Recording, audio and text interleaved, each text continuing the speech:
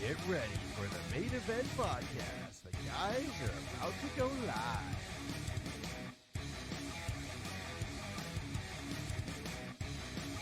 Get ready for the main event podcast. The guys are about to go live.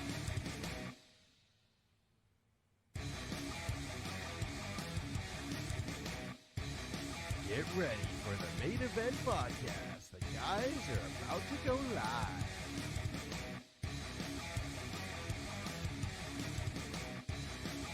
Get ready for the main event podcast. The guys are about to go live.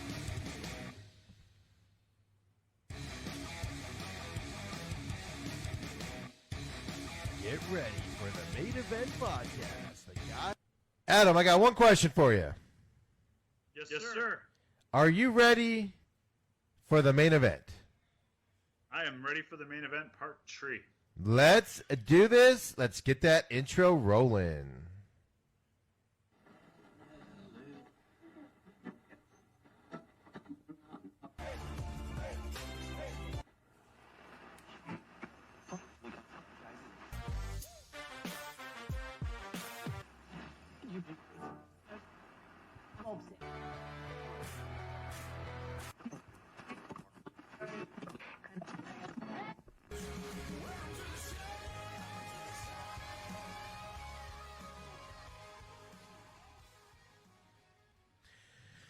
Saturday morning, still 8 a.m. Phoenix time, 11 a.m. in Florida, where Adam is today.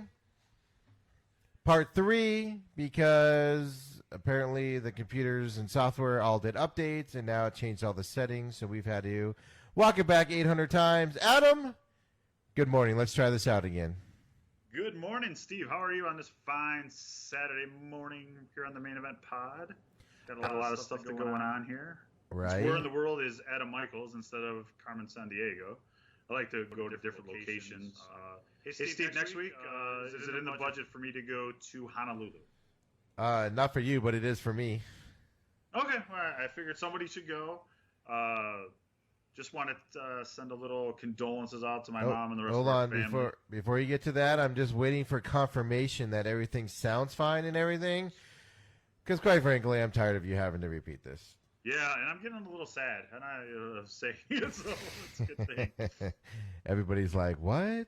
Like, yeah, don't worry about it, everybody. It's a whole thing. So really fast, Gary Austin is on our Facebook page. And little side story from Gary. Gary is the one that started my love for pro wrestling. And at WrestleMania 3, Gary got me and Jason Roth and let us watch WrestleMania 3 in his house. Because our parents wouldn't order WrestleMania, and Gary started us on wrestling. So, dang, so we blame him? Gary. No, Gary is the reason why I got to watch WrestleMania 3 and quite a few pay-per-views after that. So, Gary, I love you. Thank you so much for feeding my love for professional wrestling. Gary was the cool neighbor across the street. Wanted to thank him, send it out directly to him for that. And he's a White Sox fan, so that even puts him over the top even more. He's actually lives in Florida, but I think he's on the Miami side of the equation at this point. Miami, he's on the East Coast. He's on the opposite coast. I'm on the West Coast, always west. So anyway, we're checking everything out. Are we good? Sorry about that, everybody. I was talking to producer / intern there because making sure you sounded good. For work today? You sound who? No. Did Riley show up for work today? No, he's got to. I know, right? He showed up that one time. He's got to work the mud box tonight, so that means he's got to sleep in till noon or 2. I'm just kidding. He's a 17-year-old kid. He sleeps into noon regardless. That's for sure. So no, I was just making sure because you sound good in my ears. So I was making sure that the feed was good, but of course the feed froze for a minute with everything going on. But now it is moving again. But the audio was good. So Adam, yes, sir. What are you in Florida for, man? Do you want to make a comment about this? This is the last time I'm doing this because I can't handle it emotionally anymore. All right. So you are good to go, buddy.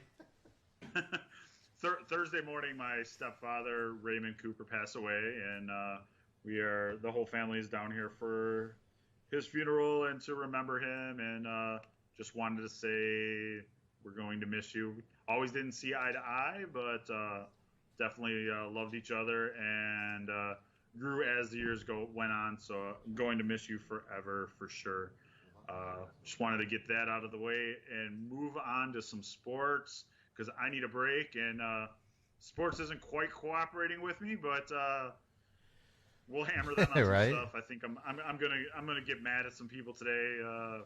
Some people in sports. I'm getting mad and over us at this point. Talk. We got a little teases on the Facebook page.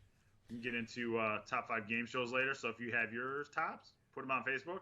So Yes, because we're gonna do that. We're gonna do that a little bit later.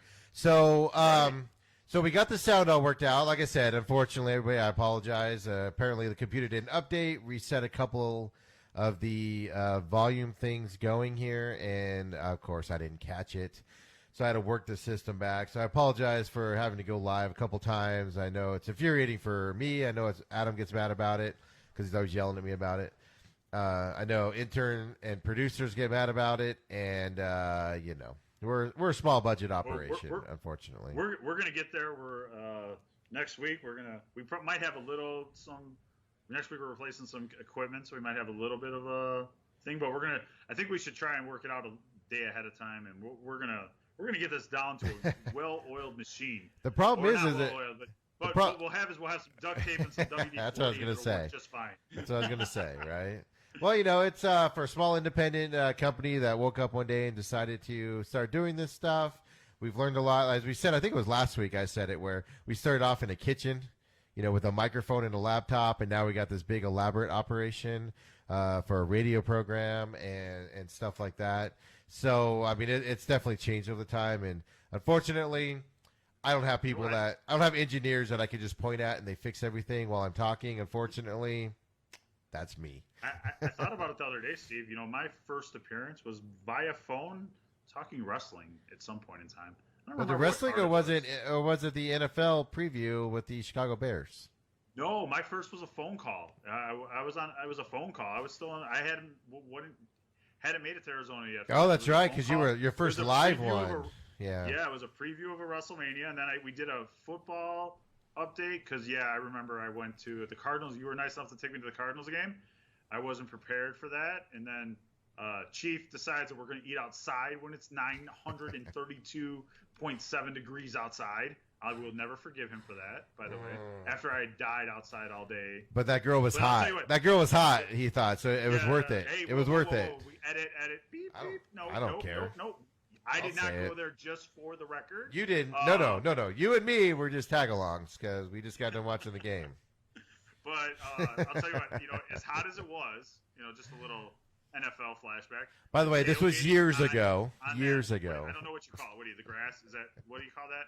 The tailgating lawn, the grass. The grass. The very tailgating cool lawn. Experience. I will definitely say that. Very cool. But man, was it freaking hot. Right. I don't get out to that tailgating lawn as much as I used to. As a matter of fact, I don't get out at all. I think I went once last year. I don't even think it was for that long.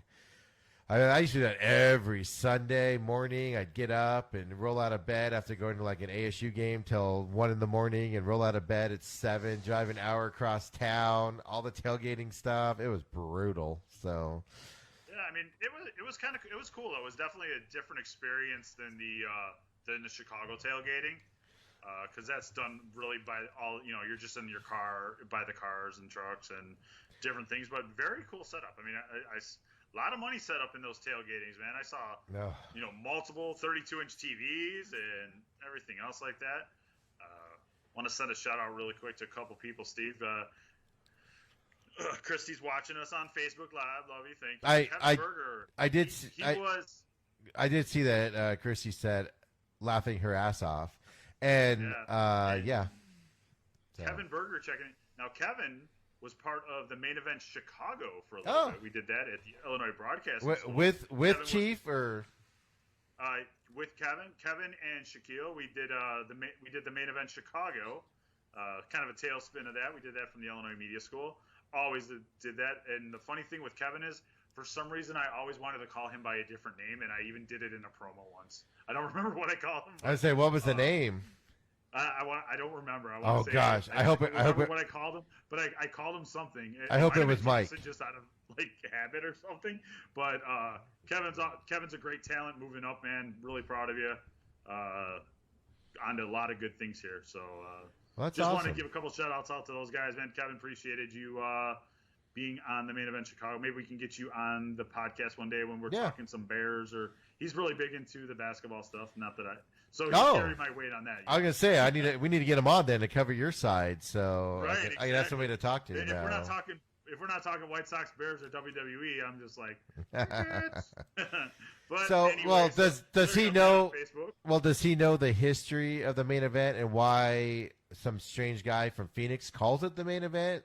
Or does he just think I stole it from you guys? I don't think we ever went into it because I think that at one point I just changed it to the Main Event Chicago because you guys were Jason had taken it to Phoenix and brought it to you. The movie will be very interesting one day when the movie when all the lawsuits are settled and everything. It'll be what's that Facebook movie? Steve, who's playing you in the movie? Oh, the Main Event. Who's playing you? Brad Pitt, because we are brothers. Okay. I'm gonna go with the dude from. He's all okay. I don't know his name. I never can remember his name, but from King of what is that? King of the Hill? King of Queens. King of Queens. King. Kevin James. Kevin James. He plays me. I think that works out good for me. Okay. All right.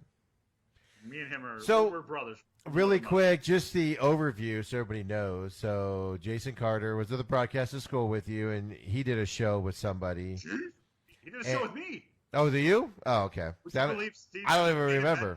The name, the Main Event, my child. Just so you know. Okay, yeah. So then he came out here after he graduated and ended up back in Phoenix where he was at for a while, and we knew each other.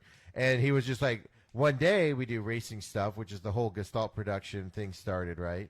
And we do racing videos and stuff like that. And then one day we got a rain out in like random February day. It was a big rain out at the racetrack, and he goes, I want to do a podcast. And I was like, that's a stupid idea, whatever. I've never been on a microphone, never wanted to talk. Anybody that knows me in real life knows that I'm kind of quiet sometimes.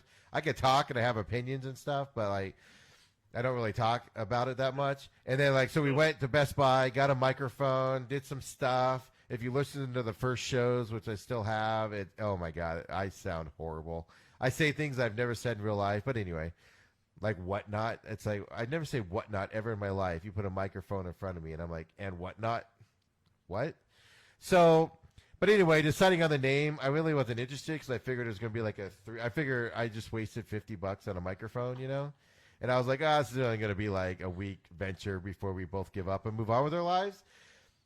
And so I was like, yeah, name it whatever. So we went with the Main Event because that's what it was in Chicago, whatever. And then you did the Chicago thing. And I remember Jason going, Adam wants to name it the Main Event Chicago. And I was like, I don't care. This thing's going to end in a week. I don't care. And basically, 2 years later, it's still going. And it's, he's got the 1580 show, and he's been doing the 1580 radio show Main Event with me. He's the producer for the morning show there. And then he's been doing the Main Event radio show with me while you, taking care of business. Yeah, while you are dealing with all your stuff. And then, so he's doing that with me. So it's like kind of like keep it in the family kind of a deal. And then, of course, you're still doing all this stuff. So on there. But, yeah, so we are a little early today than normal on a Saturday. I know because you have, unfortunately, some family things you got to deal with. If you missed it earlier, Adam, unfortunately, is not there in Florida for partying that we know of. No partying. Haven't even been in the pool yet, but that's a nice pool at that hotel because we tried doing this outside earlier. Nice. We tried to do it from outside to give you guys some pool view. Gave Steve an idea for the house with the waterfall overhead. Yeah, I'm like, I want to do that now. I had the same pergola thing over the grill. I just got to somehow get it to like bend into the pool. Like it's not a straight drop down into my pool. I need to like. Anyway. So, James, you have a job coming up shortly. You just don't know it yet. Right. So, so you monitor the Facebook Live for me today while we do all this because I'm doing all this. Yep. So, everybody, thanks for joining us on Facebook Live. Of course, Periscope, from what I understand today. So, they're doing outside the office here, they've been tearing up the street all week, working on the underground things, and part of that is the internet. So I do have intern monitoring. Hey, Steve, just to say, broadcast was interrupted on Facebook. I don't know if that's what I'm getting now or not. Yeah, I know. So that's what I was just about to say. But the audio is going fine, but the video is going to kind of because I can hear him outside working. So I got you. They say Miguel checks in saying, "Wow, this is early. Great sound today." Thanks, Miguel. Appreciate it always. Thanks for watching. The nice thing, yeah, exactly. It's not really sports. It's just news, right? Hold on, or lack of news. Yeah, exactly. So hold on, I'm working on that broadcast interrupted thing. No problem at all. But yeah, no, I say it's working on my end. Right. The main event has grown and grown and grown. Started as it was me, Jason, and Chris, who is a producer at 670 The Score. He's a big timer. Big time. He's got the blue check mark even. That's how big he's grown. And it all started. Is that when right you determine on the main event? That's when you did Foley impersonation. So I mean, lots of good stuff we're gonna get into today, guys. We got NBA, MLB, we got Sosa versus McGuire coming up on Sunday. Gonna check everyone's interest in that. Talk a little NBA news, NHL moving on. NFL, looking at that. That's gonna be, I think that is where sports just goes back to normal. A lot of different things going on. We got some PGA news. We're going to touch briefly on some WWE Backlash news, a little bit of that. I'm going to go ahead and give my AEW love, because I always do. So if you haven't seen it yet, watch this past Wednesday's AEW. Chris Jericho on commentary with Tony Schiavone and the voice of your youth, Jim Ross. And then the dude in the mask. I really don't like him very much. I don't even know his name, but don't really care for him too much. Christy's going to give me her favorite game show. She's already given it to me. Not going to spoil it, but Vanna's involved in that one.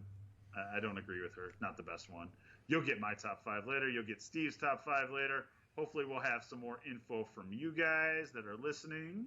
Always can come back on the podcast and leave your comments here later if you're watching on delay. Hit us up on Twitter at the Main Event Pod. Steve's always firing away on all of that. I need to get better on my social media. Yeah, you do. I keep yelling at you about that. When you starting this blog, by the way? Yeah. Steve, I had a death in the family this week. Okay, I get a pass on the blog this week. It doesn't excuse the other 4 weeks, right?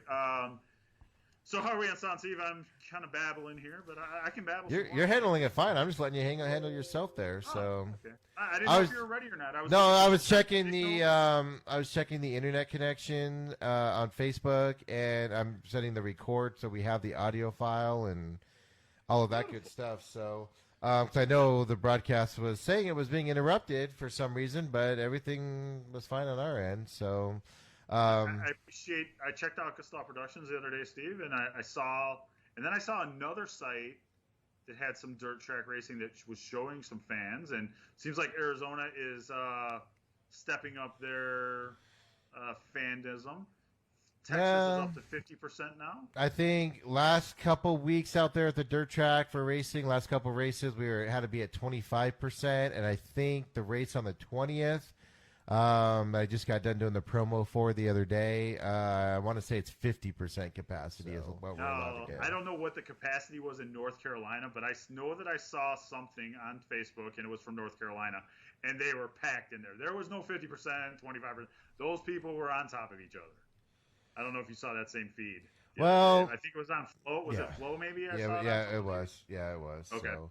But not sure how that worked out, but just so you know, I saw that. The hard thing about it, right, is once people get in, unless you have somebody monitoring them all the time, And let's be realistic; these tracks don't have the personnel to sit there and enforce this, right? Barely have enough personnel to, to go normal. So I have to tell you this funny story for me.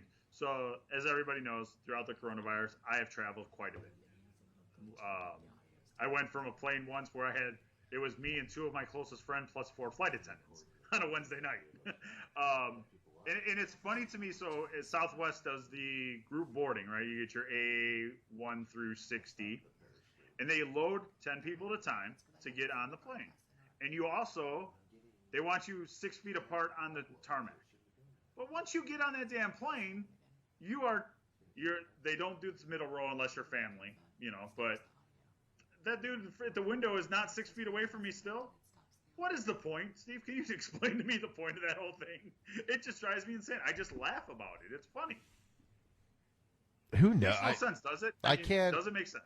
Yeah, no, but I can't explain what's going on out there. Everybody's just trying to be safe and do all that stuff, and can't blame them for that, right? But on the Southwest flight yesterday, when I flew here, B36, Steve, you know where my seat was? I was in the front row aisle. How awesome is that? With a B boarding pass. 36, nevertheless. I was so happy. I was first off the plane. I mean, usually when I got a B boarding pass, I'm not going to lie, I would pay the $50 to get, $25 to $50 to get the A 1 through 15. But I was like, I looked, I'm like, well, I'm not going to get a middle seat. I'm good. I was not expecting the front row seat with the extra legroom and the seat reclined, Steve. It reclined still. It was great. Just had to tell you that. Thank you, Southwest. I appreciate you. I am officially 2 flights away from A preferred status at this point. Right. And I'm loving I will not have to worry about an A boarding pass the rest of my life, Steve, because I will be A preferred. How great is that? I used to be that, and it's phenomenal because, yeah, you're right. You don't have to worry about, getting anywhere. Yeah, but I get to go in this line, even though it's the same line as everything else because the airport is empty. Except for Tampa yesterday, Steve. Actually looked like a regular airport yesterday. Oh, I didn't tell you my funny story from yesterday at the airport. So I'm getting onto the plane, and the kids had the computer, so it wasn't charged, right? So I can't watch TV on the plane. So I'm like, and I didn't have my wireless earbuds, so I had to buy an adapter. All right, well, I just go to the store, $25 for the adapter, Steve. I bought a damn wrong adapter. It wasn't the iPhone adapter plug. It was the other one. It was for the Samsung one. It wasn't. Since when did they change their stuff? I thought it was just one. They have the lightning port too? Battery? Yeah, they have one too. $24.99 out the door, Steve. Just peed it away. That's it, huh? That's it. So then I had to have a McChicken for lunch. It's only money, Adam. It's only money. Yeah, Steve, I know. You love that. I miss that saying, Steve. It's only money. I miss this because I say it's only money and cry. You say it's only money and you laugh. Well, because it keeps me from crying, Adam. There you go. So anytime there's like, in life, like you get a random expense you're not expecting, like a tire goes out or something, and garage door gets ruined. Yeah, and stuff like that. And somebody takes out a garage door or something.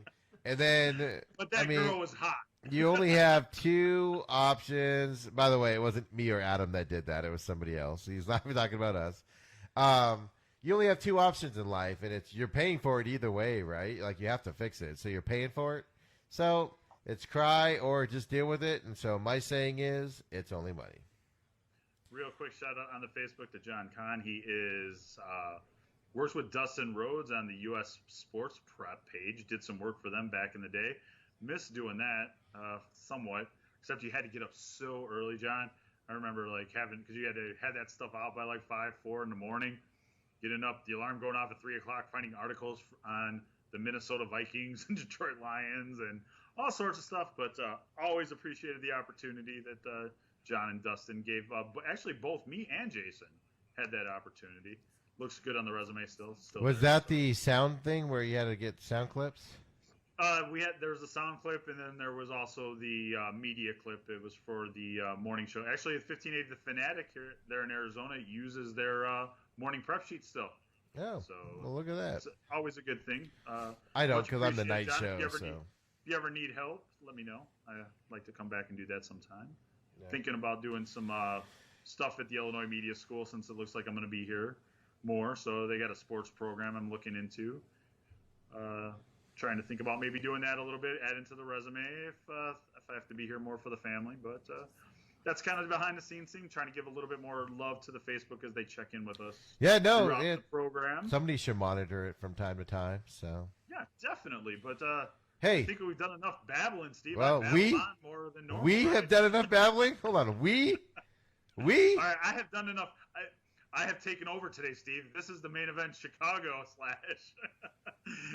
I feel like I've taken over a little bit too much today, so I'm going to sit back, relax, and strap it down. Hey, can intern show me a Little Hawk? Because I miss Little Hawk. And Little Hawk hasn't had a segment in a long time. Well, because there's no He's baseball going on. You know, and speaking of baseball, Hawk is very upset. Little Hawk is mad. He's mad over there, isn't he? Is he crying? No, he's been napping and taking it easy, man. Well, you know, they canceled his Hall of Fame thing. I know, but he gets it next year. Hey, Little Hawk, yes. DJ, shut your mouth. So speaking... Man, I miss Little Hawk. Well, I know, right? He's always asking about Sorry, you. Little Hawk. He's always asking about you, and I'm like, dude, I don't know. Call him. You got other things to do. He's got other things to do right now. He left your ass. Hey, at least I left him in Arizona. It could have been worse. He could have been in Alaska. So, speaking of Major League Baseball, Adam, are you ready for a 50-game season, a 48-game season where the commissioner forces it to happen because these sides just aren't going to come to an agreement on playing? So, what are your thoughts? I'm aggravated with this whole thing, Steve. They should be playing baseball. They should be getting. They got my hopes up. We should have been playing by the 4th of July weekend. The 50-game, 48, whatever it is, it's not enough baseball, Steve. Most of these teams are going to be 500. Do you know what they're going to have to do for the tiebreakers and stuff? I mean, even with the expanded playoffs, it's going to come down to how many home runs you had in the visiting team stadium at some point in time. If they do all these breakdowns. If they do the 50-game season, there won't be an extended playoff. Just to let you know. You know what? I'm just done with this whole thing. I mean, I was on the player side. I was against the players. I was on the owner side, and now I'm just done with them both. You are millionaires and billionaires. Get it done. This is ridiculous. I am so tired of this. Baseball should be running America right now. They are literally the number 3 sport. They were the number 1 sport, and now they are the number 3 sport behind the National Football League and the NBA. This is a time that they should be growing their sport. People are there's still not much to do in the grand scheme of things throughout the country. They could be down. Right now, I should be watching Fox and watching baseball at this point. If not today, I should be watching it by the 4th of July. They had such a great way of having some national press, and everybody would be watching baseball over 4th of July weekend if it was back. And they're crap in the bed, Steve. I'm done protecting the owners. I'm done bashing the players. I'm bashing everybody. This is ridiculous.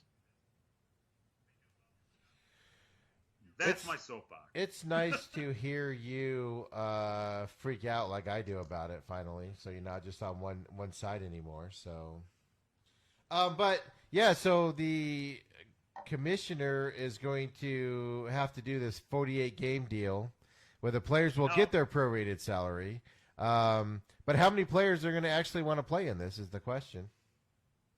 You know, there's not going to be that many that are going to want to play because when you're talking 48 games, and let's face it, these guys are and I'm not even, don't take it this way, because I'm not backtracking on my disgust for what the players have done in this whole situation, but I'm looking at it from a different angle of the X's and O's and money at this point.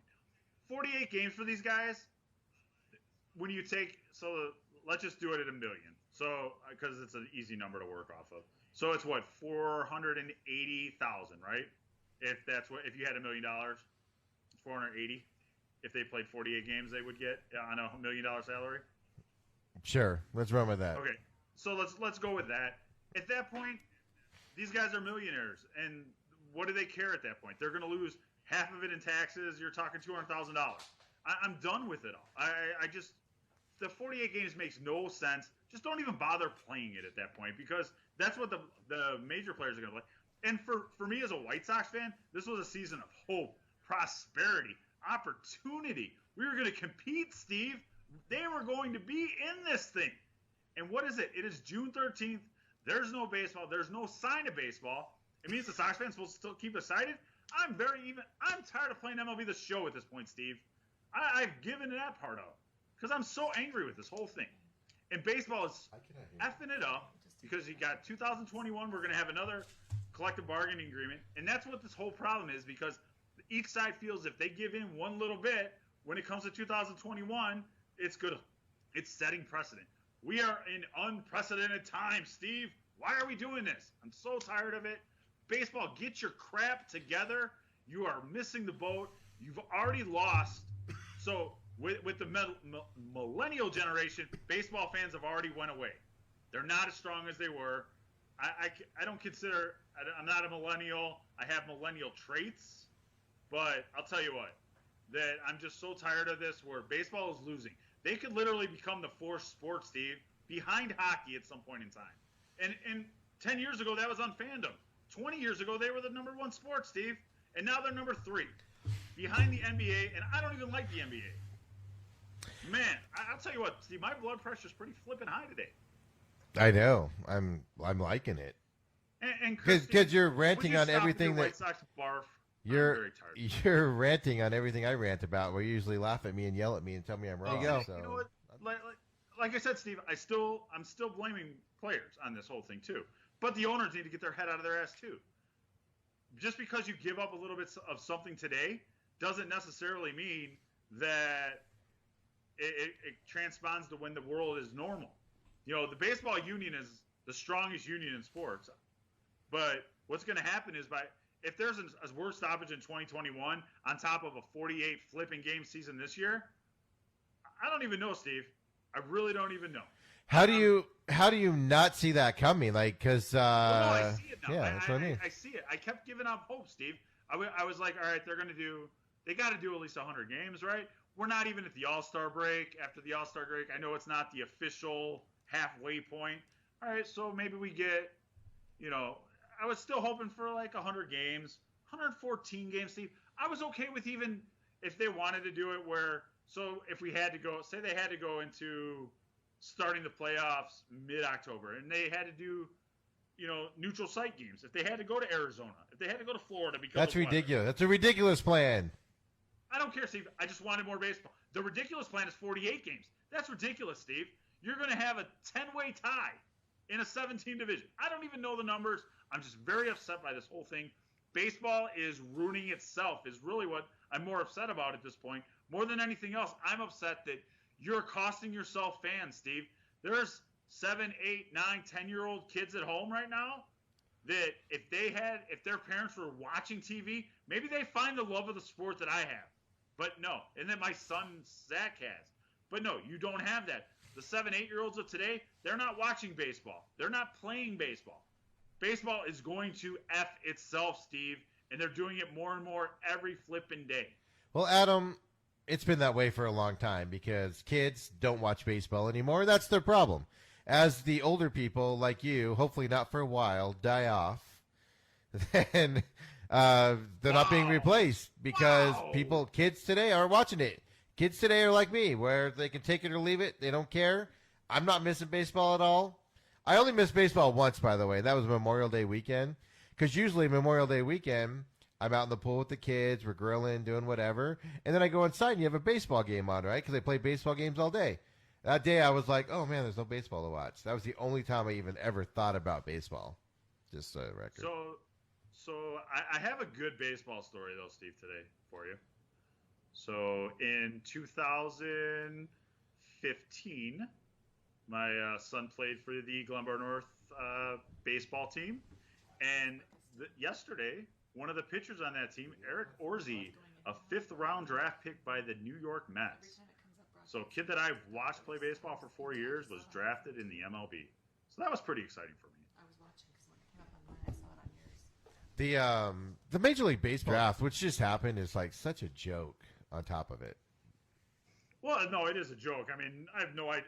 I knew Eric, and I knew who the White Sox drafted and who the Cubs drafted because it was weird with who the Cubs drafted because he grew up playing on a White Sox-funded travel team out of Mount Carmel here on the south side of Chicago. So, and he's a diehard White Sox fan. Just still seeing him in a Cub uniform, interesting. But he's a 18-year-old kid. So that kid you're not going to see for 5 years in the major leagues at the earliest, right? So these are things that you forget what these guys were drafted. Well, nobody cares when they were drafted. It's not like the NFL. But, you know, I don't know. It's all dumb. But at least ESPN carried it, I guess, right? I don't know. I didn't see any ratings numbers on it, so I don't know. Yeah, it was just pretty cool to see a kid that I've actually, watched play baseball for 4 years, and to see that he got drafted and followed his dreams was pretty freaking cool. So I enjoyed that little home story for me. So you got to watch this Sosa versus McGuire 30 for 30 on Sunday nights on ESPN. I will watch it. It's not Last Dance appointment watching. I'll watch it on the app at some point. I'm not a Cub fan. Kind of interested in what story they tell, because this did bring people back to baseball when it was going on after the '94 strike. So I'm kind of interested in if they show that side of the story. I'm interested if Sosa knows how to speak English. That's interesting. Maybe he's learned it since he was in front of Congress. Well, no, he did. Sammy Sosa was on ESPN 1000 with Dave Kaplan the other day and spoke fine English.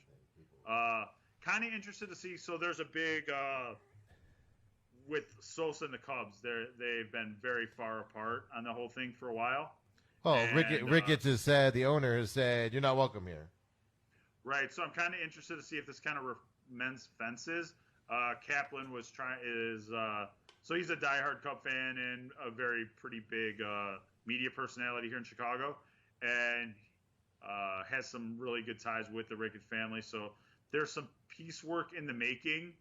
I don't see how the Cubs don't retire Sammy Sosa's jersey at some point in time. So I think that as they move on, and it'll be interesting to see what this does for the Hall of Fame with the steroid users and, guys like that, because it'll be interesting to see. So I'm interested in it, Steve, but am I going to be in front of the TV on Sunday night watching it? No. I'll be watching WWE Backlash, but probably come like midnight or something like that. I'll pull up the app. You'll tune in.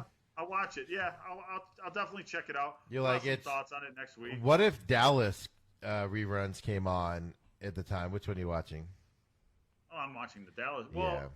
I'm watching the Dallas reruns. I know. I just wanted you to admit that. I'm on season 8 now, Steve. We've made it to season 8. We got 4 more seasons left to go, I think. Does the main character in Dallas, does JR have liver cancer yet, or does that come later in life? I think that comes later in life. Talk about a guy real quick, just to get sidetracked. But when you think Larry Hangman, there's no other role. Like, he was in I Dream of Jeannie and stuff, but you don't think of that, right? You think when you see Larry Hangman, you're like, that's J.R. Flippin' Ewing. You can't go wrong with that. And you can't tell me that the Dallas theme song isn't great, Steve. No words, but that music, that music's great, Steve. I don't even know what the Dallas theme song is, Adam. Oh, come on. I blasted it many times. I know. Oh, I know. And I'd be like, see, watching Dallas again? What the heck? Dude, don't even get started on theme songs, because you know the best theme song ever. What's the best theme song, Steve? It's just the Good Old Boys, man. Never meaning no harm, Adam. But, Steve, you've been in trouble with the law since the day they were born. Oh, you want me to keep going? We'll have that debate. We'll have that debate later. But you're also forgetting sometimes, Steve. Sometimes you want to go where everybody knows your name. I know. I'm actually glad you came. I'm actually watching that. I'm actually rewatching Cheers. I know you're watching that because you're watching that, and I'm binging Survivors from years ago, and so like I tried to watch like probably like the 8th or 9th season of Survivor, and it's not in HD, and it hurt my eyes. So I wasn't able to watch it.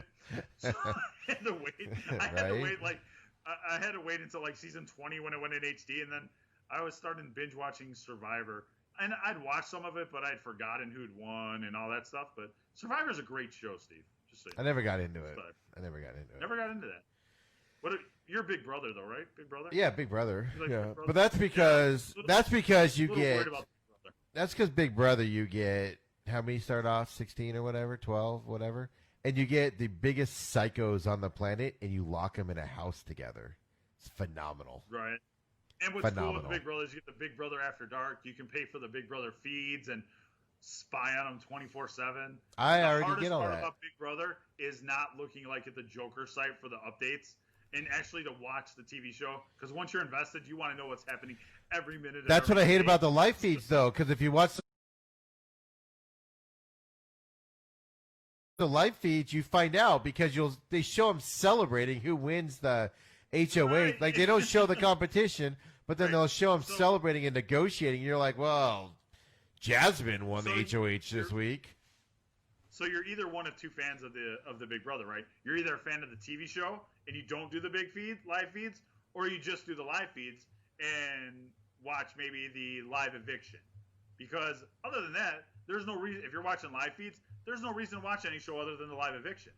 They do though. They cut the shows really well. So,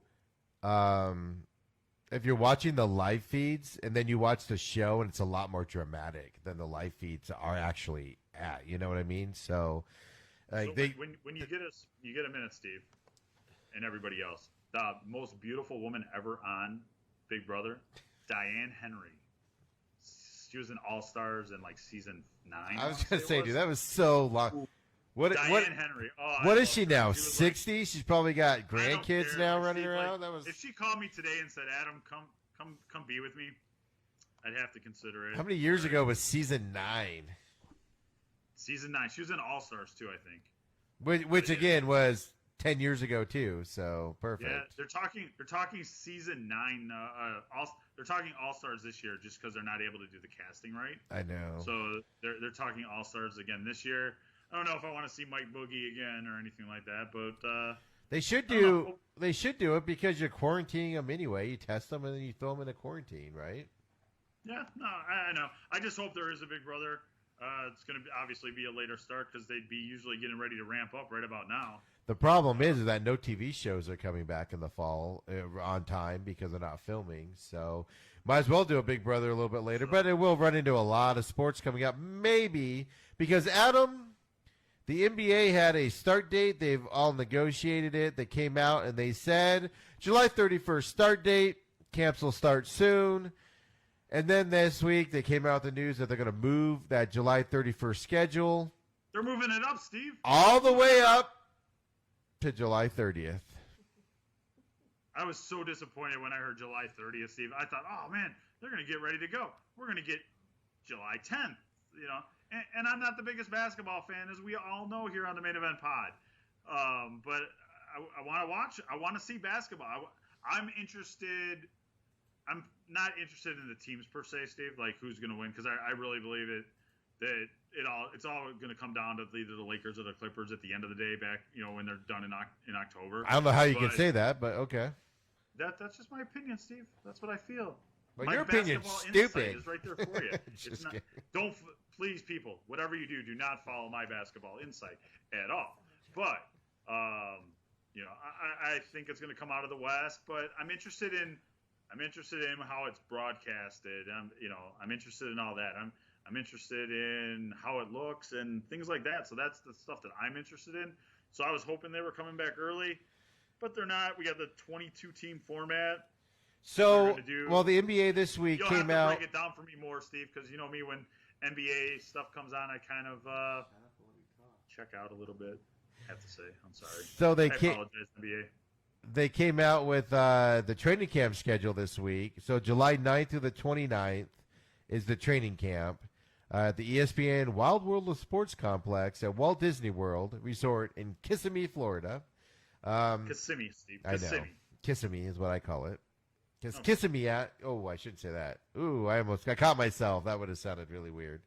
3 inter-squad scrimmages, according to a memo that came out. Key dates. Season restarts on July 30th. Playoffs begin August 17th and conclude no later than... Well, that doesn't make sense. That's wrong. So playoffs begin August 17th. Let's just say that. Family and guests of teams may arrive in Kissimmee on August 30th as teams that have been eliminated from the playoffs are departing. The NBA Finals could start by September 30th, they're saying. Teams are allowed to bring as many as 17 players to Florida, including 14 or 15 players on a standard NBA contract and additional two-way spots, but they will not be able to sign somebody.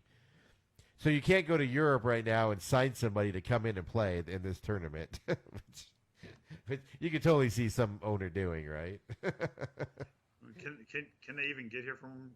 No, but I'm just saying, or, here? you just sign, somebody's a free agent out there and hasn't played basketball all year, and you're like, hey, come play for this tournament, right?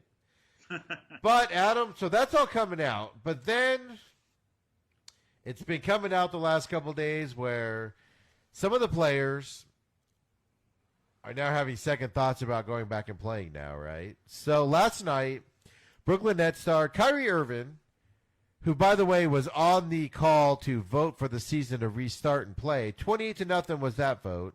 And now Kyrie Irving is not only injured, he will not be playing in this because he had shoulder surgery, so he will not be playing in this. He is now going out and having a conference call with other players about and asking them not to play in this tournament. So nobody knows what Kyrie Irving is doing here because on one breath he's saying, let's do it, let's do it. Then in his next breath, he's going on in the world right now in America. He doesn't want – he thinks that players being locked up in a bubble for the NBA playoffs of a color where their white owners are keeping them in this bubble segregated from everything won't look right in this period that we're in with the strife. And which I can understand that, and I will never bash somebody for having an opinion like that and going that route. But nobody knows what Kyrie Irving's deal is on this because he's the one that was pushing. 28-0 was the vote. He voted on it, and now he's coming out and saying, this isn't what we should do. The interesting thing about this is LeBron James is full go on the start. He's not involved in any of these conference calls on players trying to not play in this. And some players have come out and said they don't know if they're going to play in it because of safety reasons and then being away from their families for so long and stuff like that. Just not all is well in the NBA world like we thought it was up until this week. Well, for me, Steve, I'm going to go out on a different path on this where it's so you have the players that haven't played now. We're going on 3 months, right? So yeah. I know I was done 5. on the 15th. So March. I think these guys. I think some of the players I don't really even believe the safety thing more than anything at this point. I think maybe they're just done. They're just you know what? We haven't played in 3 months. Let's just ramp up again next year. You know what I mean? So I think it's. Then why would they vote to continue the season? They voted to continue the season. Why do that and then now say like a PR move type of thing? I mean, you're going to get. I think you get players to play, and then I think you're going to get a division in this, right? I mean, that's how it's going to come down at the end of the day. Or is LeBron strong enough to say to call him up and say, listen, we're doing this. You don't think so? Now what? Now if Michael called up. Back in the day, are people falling in line if Michael called up? Say it was 20 years ago? How do you call somebody up and tell them that their stance on they want to promote the message that's out there right now on equality and stuff like that? Who's going to call up somebody that's on that side that doesn't want to be locked up for 3 months? They'd rather be fighting for that cause. Who's going to call them up and tell them not to do that and come play basketball? Unfortunately, the world we live in. I mean, so I would not be the guy to making that phone call. What you're trying to tell me, Steve, is so the first thing you're trying to tell me is don't really get excited about the July 30th thing because it may not happen. I think it's going to happen because they voted for it. I think what you might we all just assumed most of the players are going to play in this, right? Because we heard players say, "Look, if there's nothing for us to play," but if you were a Phoenix Suns player, right? Why are you going and playing in this? You're 6 games out. You have to make up 2 games against teams in front of you. Why are you going? You're not going any farther. If you're the Washington Wizards, you're not going to qualify for that 8th spot in the East. So why are you going to this and doing all this stuff if it's not going to matter? Wait a minute, Steve. I have a question now. So on Wednesday at about 5:45 before the main event went on 1580 The Fanatic. I downloaded the app and I was listening to 1580 The Fanatic at about 5:45 before the main event. That's it. That's not my show, Adam. And the show that you're on with Jason, with Chief Carter there, I was listening to 1580 The Fanatic, and Eric Cohen had told me that the Suns were winning the NBA championship. So now I'm very confused on my Arizona sports knowledge, and you just told me the Suns aren't going to do it, Steve.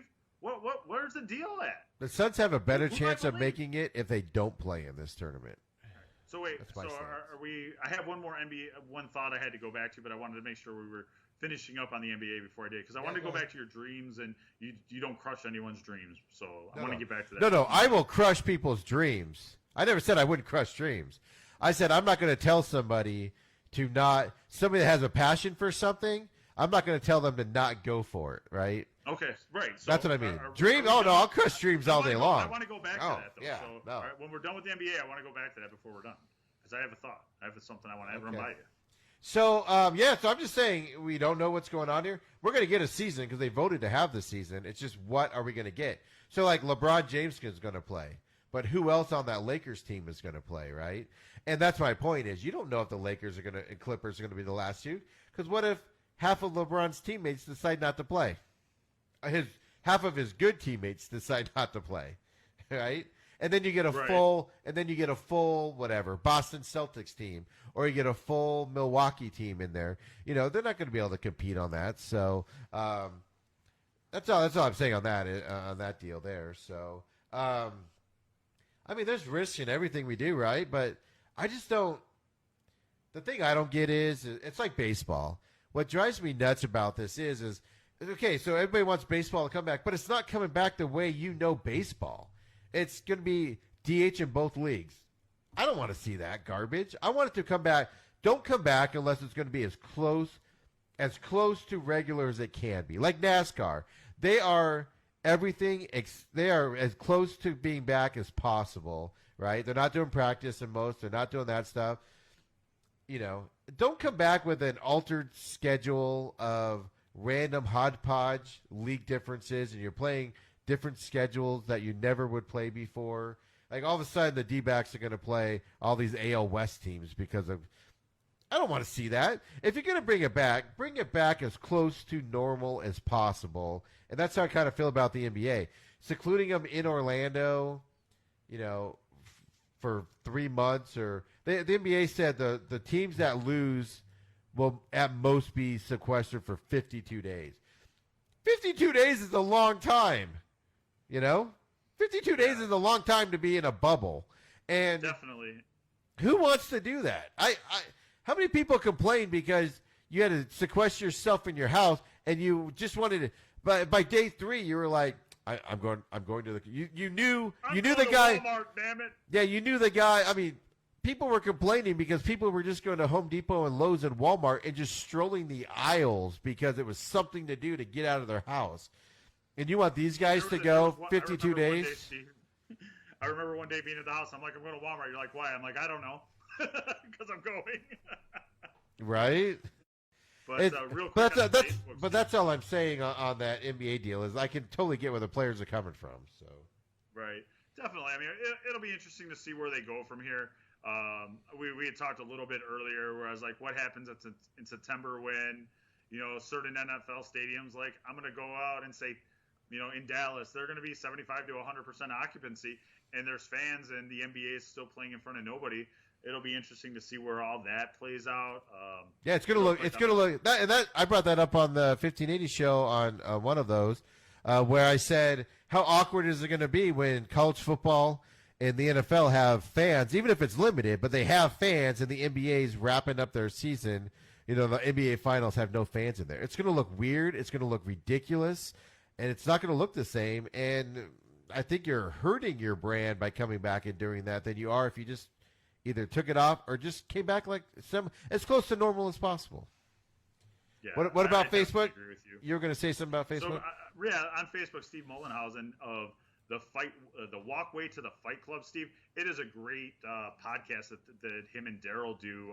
It's based on like boxing, UFC, and wrestling. They do some great watch-alongs. I'm not the biggest UFC or boxing guy, but they did a watch along the other day really good stuff. I try to share their stuff. Steve and Daryl do a great job. Steve was one of my instructors at the Illinois Media School. He's checking in on our Facebook, so we appreciate you checking us out, Steve. I'll be ready for your backlash breakdown. We're going to get into a little bit of backlash later here on the podcast. I like how you. And he blocked Chief. He blocked Chief. He's the one that blocked. Oh, Chief. he's So the he got one. that guy. Yes. My new buddy. So. Yes, My new buddy. You and him are now best friends.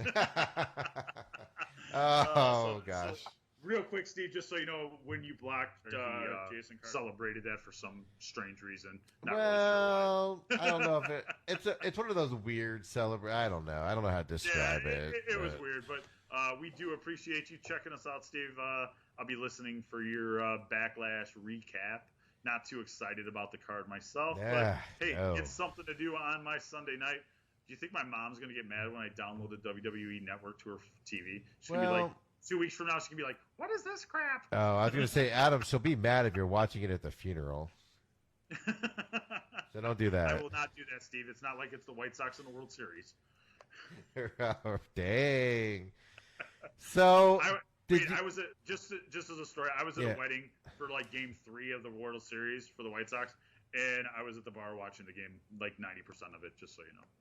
Well, nice. Just a little quick story there. Why not, right? Cleaned up the Facebook here a little bit. Let's where are we going now, Steve?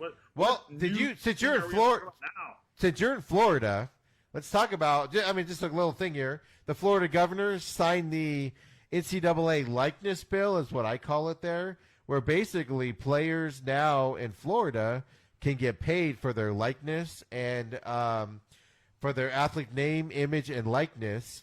That's effective July 1st, 2021, so we are a year out.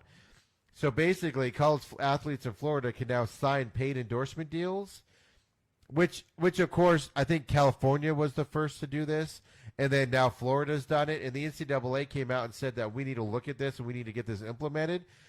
And the last thing that the NCAA wanted was all these states to do their own bills because they'll all be different. They wanted a national one, and their nightmare's coming true right now because Florida and California's bills are completely different, or they are different. I don't know how, in the minutiae of things, I don't know how different, but they are different a little bit. And this is going to become a big issue next year when all these bills start coming through, and the NCAA needs to stop being a giant, slow sloth on this and get on top of this stuff, because otherwise we're going to have, Florida State, Florida, even Florida International, we'll be getting players because those guys can sign deals for their endorsements, whereas players in whatever, Michigan, Wisconsin won't be able to, and it just kind of changes the balance a little bit. Yeah, I think it totally changes the balance. It's going to totally affect recruiting because colleges, they're not on an equal footing at that point where, hey, I can sign in Florida and I can go make money too. Rather than I can go to Northwestern and make money. I think this kind of goes back a few years ago with Northwestern. They tried to unionize the college players, tried to unionize, and that got shot down. And I really think that the NCAA and I think that they have to, for things to stay status quo with the NCAA, it's got to be a national, like a federal laws, because once you start doing state laws, Steve. Recruiting is out the window at that point. It's absolutely. Money. It's all dollars. It's like free agency at that point. Yeah, it's who can pay the most. That's what I'm saying. So it's just something to highlight. I know it wasn't widely announced that it was signed this week because with everything else going on, but it did come across that it was signed in Florida, and we'll see what happens going forward. Just something to keep an eye on as we go forward. And then Adam. Really quick, as we get. I got one more little NCAA thing for you, Steve. Go ahead. I forgot to put it in the prep there. I'm sorry. So MSU has decided that during that on National Election Day, there will be no practices, no games, no anything to get the players to vote. I read. Really cool. I thought. I read. Now, who did that? MSU. Yeah, I heard that the NCAA said there will be nothing. It came out later and said there will be nothing on November 3rd or whatever that date is. I don't know if that. These are guys that these are players that probably have never voted before, and we're not going to do the political thing, but anytime that you can get more people involved in our political process, the better it is, right? I mean, more of an equal say. So if these guys don't have, nothing really says that they're going, just because you don't have practice or a game that day, you're going to vote. But just having the opportunity that they probably didn't have before is a great thing, I think, that's being. I only knew of MSU and a couple other schools that done. I didn't realize the NCAA had passed. I that. saw that. Yeah, I didn't. Like I said, don't write that in stone, but I did see like something on Twitter where it said that, and I just kind of scrolled by it. I didn't think about it because I was actually looking for something else. So I thought I saw where the NCAA said no events will be done on that date, so they can go vote or whatever. But I get it and everything, and Yeah, no, I think I just wanted to pass it along. That I thought it was a great thing that the NCAA is finally doing. I think it'd be a great, I think eventually we're going to come to the point where you're going to have it's going to end up being like a kind of like a holiday type of thing, maybe worldwide or nationwide, maybe at some point in time. We may be trending that way at some, probably not for any election soon, but eventually you might get to that point. I voted by that's mail. My only political thing of the week. I voted by mail in Arizona for the last 10 years. I can't remember the last time I saw a polling booth. So, and I sent it in a week in advance and, whatever. So, but hey, yeah, stop doing politics. Hey, it wasn't politics. It was a feel-good story about Just the NCAA. kidding. I'm joking with you. Don't be doing that to me. It's always a good thing for that to happen. So, right? So the PGA is going on now, and none of the leaders have teed off, but they're at the Colonial, of course, in Fort Worth, Texas, and everything. Have you seen any of this? I know you've been busy with all your stuff going on, but we do. First big tournament for PGA is going on this weekend. Heavy field of people, lots of big names in this. I don't think you've seen any of it. Have you been watching any of it? No.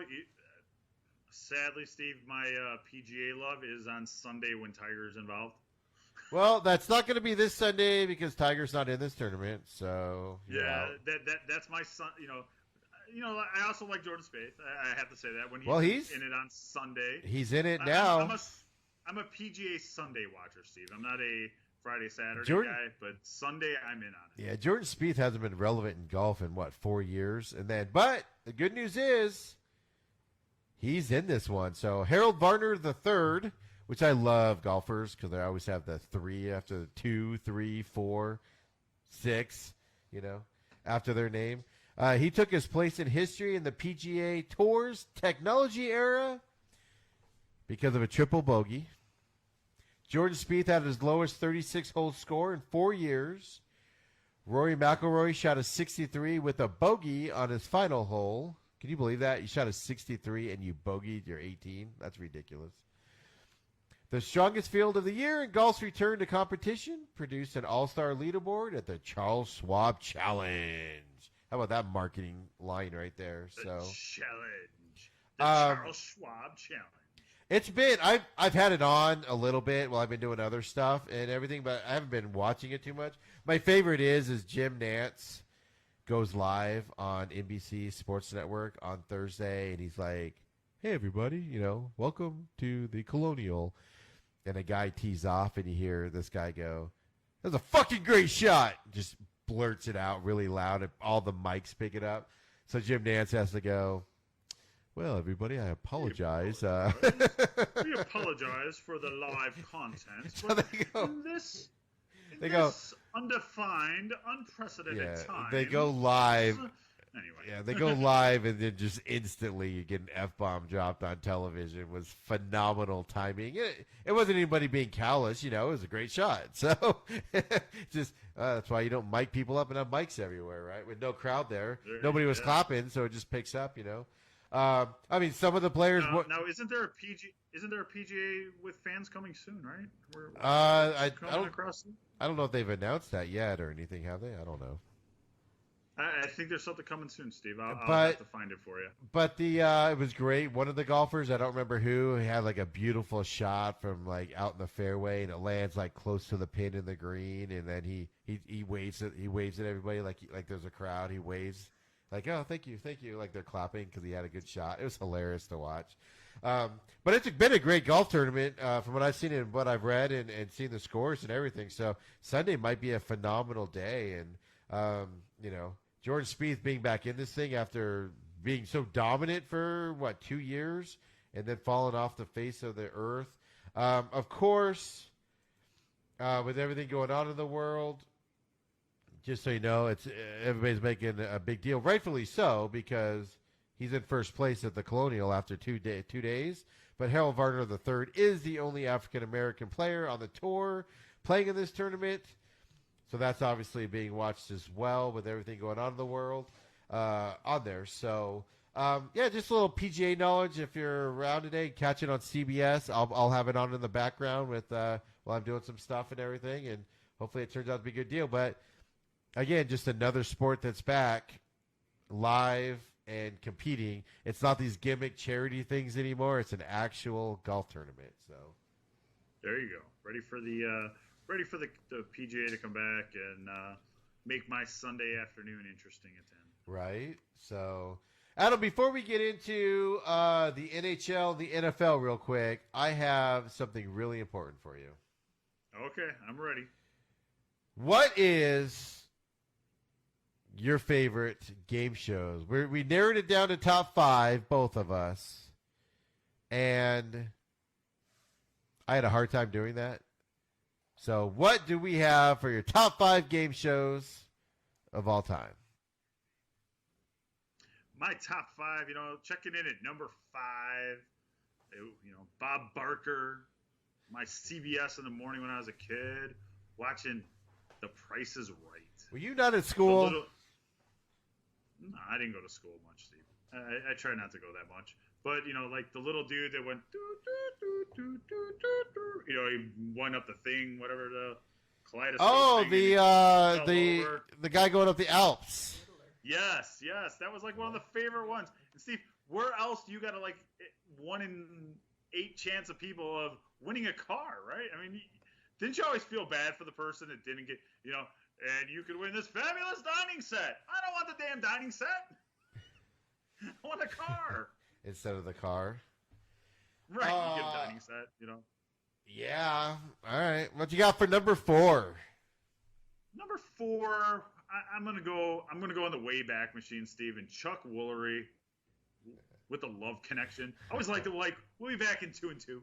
Yeah. I don't know why. I just I like that. That was always a good time. 2 and 2, we'll be back. Wait, so which Chuck one was the Love Connection? That was the one where people were trying to get together, or was that the one where you had to know what your partner? That was the one with the blind date, Steve, where they sent them out. They sent them out. They sat on the couch afterwards, and they had a love connection or not. No, intern just goes, "You don't know that?" And I was like, "No, I don't like love crap now. Why would I have liked it when I was fucking 10? Excuse my language there as it slips out. Stop button. There were some good-looking girls on that show, Steve. That's why. Yeah, on dates, Adam. They were on dates. I was 12, Steve. I was looking for whatever entertainment I could find. What do you got in number 3? Number 3, I think it's got to be an old standard fortune. The old standard Wheel of Fortune comes in at number 3 for me.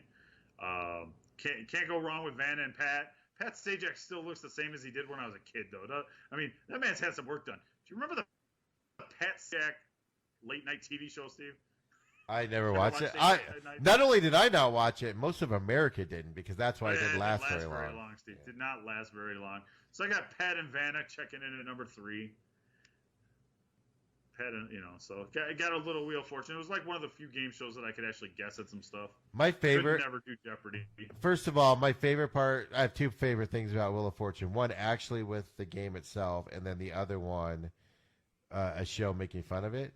But the first thing is I've watched the old Wheel of Fortunes, and like Vanna actually had to do work then. She had to go and actually turn the letter.